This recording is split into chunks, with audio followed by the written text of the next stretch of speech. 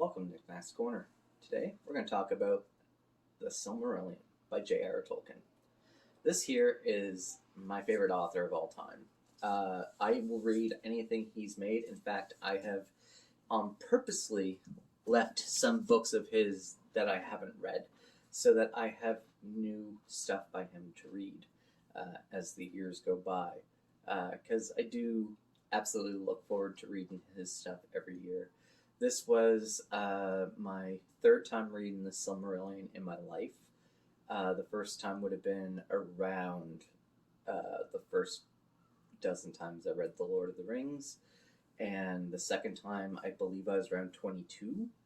And so here I am again at 35 reading it and absolutely enjoyed everything I read within it. I grasped a whole lot more this time around than I did any of my previous readings of this book. And I think that is due to I have done a whole lot more studying on Tolkien's world. I have read up on some of his history. I've done Unfinished Tales. I have watched Middle-earth history YouTube channels, as well as other facts and stuff like that I've picked up over the years. So going into it this time, I really understood which character was which, the type of culture each type of elves had, things like that. I really enjoyed some of the stories in there that were just great tales. Beren and Luthien was one of my favorites. War of Wrath is just fresh, like French kiss, chef's kiss, French kiss, chef's kiss.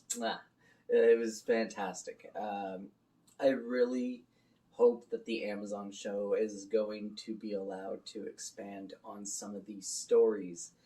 I'm looking forward to what they're going to do with the show, and this book here was no joke when it comes to history and biblical proportions for Middle Earth, because this is basically its creation story with a lot of tie-ins to the Christian faith, has a lot of tie-ins to Nordic stories, a lot of English stuff put in as well.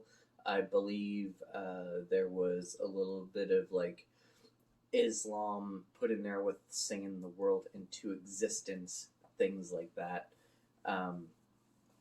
It was just a wonderful tale. There were so many different gods involved within the story that made it very interesting. Learning more about Morgoth and Sauron, fantastic.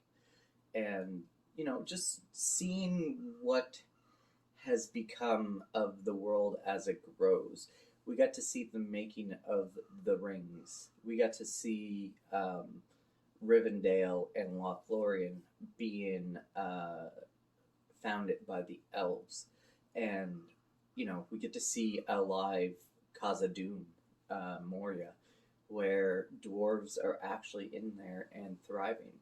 There is so much stuff happening within this book. I would argue way more than any of Lord of the Rings books. This has so much more going on in it because this spans thousands of years, and it is just a wonderful book to pick up if you want to fill out your read of Lord of the Rings, because this will add so much more to your read. This will add so many more Easter eggs, the callbacks that he has within his story when he talks about certain things. For instance, Aragorn and Arwen's love story is directly tied to Beren and Luthien. So once you read Beren and Luthien, you are probably going to have a better and more invested interest in Aragorn and Arwen's love story, because there's something tangible behind it that is a whole lot more interesting, that this isn't the first time this has happened. but it is the second, and it just so happens that Erwin is called like Baron Rebirthed, essentially, or not Baron, Luthien Rebirthed, because of how beautiful she is, and she also gives up her immortality to be with the love of her life, who is a mortal man. There is a lot of very interesting aspects. We get the fall of Gondolin. We also have the fall of Numenor within this as well. The corruption of men. We get to see a whole lot of stuff going on there, and I am excited for what Amazon is about to do, and I hope that they do it justice, because we could see a lot of the Silmarillion potentially be brought into the story as flashbacks per se, things like that. I've seen a picture of the two trees, and if that's the case, then we are going to get Shelob's mother, which would be fantastic and interesting. So, have you read the Silmarillion? If you have, what was your favorite parts of it? If you didn't like it, tell me why. I hope that you are all doing well, and I look forward to talking to you all.